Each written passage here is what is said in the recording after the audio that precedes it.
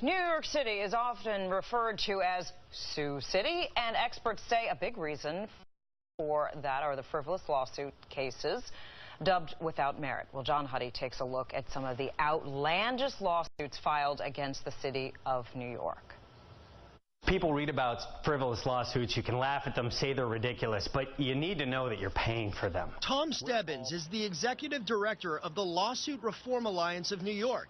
His coalition is pushing to reform state laws to cut down on lawsuits. Stebbins says New York City is a big target for frivolous suits. We have so many laws on the books in New York State that really empower frivolous lawsuits. Take the case of Queens resident Yasmin Rahman. Rahman tried to commit suicide in 2001 by jumping in front of a subway train. Seriously injured, NYPD officers saved her life. She was 15 at the time. Now 27, she's suing the city, claiming the city and NYPD posted pictures, police reports, and hospital records of her failed suicide attempt on a database open to the public. And that's prevented Yasmin from obtaining a job. When the HR looks me up to see whether I'm a good candidate for the position, they use that as a means to say that I'm not a good fit. Rahman's lawyer, Andrew Schatkin, did have this to say about the $7 million price tag they're suing for. I put a large figure in because if I put a small figure in, I only get that small amount. It's not that I'm making a outsized or, frankly, a lying about it, for want of a better word. I'm simply putting a figure that will enable her to get as much compensation as possible. The problem is the NYPD says it doesn't keep a medical record database, and neither Yasmin nor her attorney could provide Fox 5 News with any information about where or how to find the alleged records online. The $7 million lawsuit claims Rahman was prevented from obtaining any type of job, but our investigation found she actually did have a job from 2010 to 2012.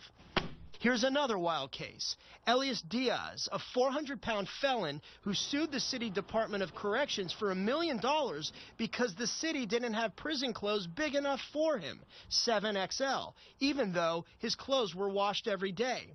Diaz didn't respond to calls for comment.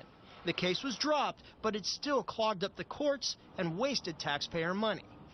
The list of cases goes on. A 220-pound former college football player is suing the city, saying he was beat up by his 50-pound first-grade student.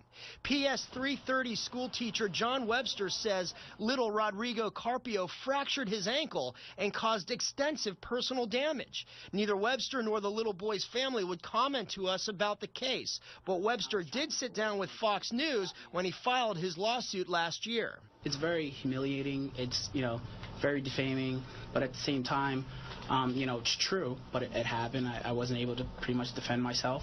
If I did, I would have probably lost both my teaching certifications, been probably in jail. In his complaint, Webster claims the school was aware of the, quote, violent propensities of the student involved in the attack. Webster has been on leave from the school without pay since 2012. How is the school responsible for him getting kung fu by a first grader? Why is that the school's responsibility, and why are we on the hook as taxpayers to pay for it? According to a city comptroller audit, the city paid out nearly $750 million in lawsuits last year. Close to $500 million paid out in personal injury and property settlements and judgments. So, can anything be done to cut back on these lawsuits? City officials have begun fighting rather than settling many of them. New York City Corporation Counsel Michael A. Cardoza wrote us that some plaintiffs may see New York as a deep pocket and try to take advantage of the legal system. But make no mistake, if a case is frivolous, the city will protect public dollars by contesting it aggressively. Every city has nutty people, but not every city pays $700 million for lawsuits every year. Still, it takes time, energy, and taxpayer money to lawyer up and fight frivolous lawsuits. John Huddy, Fox 5 News. Yes, it is your money, our money.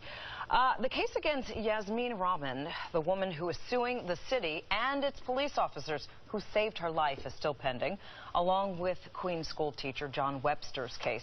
We will be sure to let you know what happens.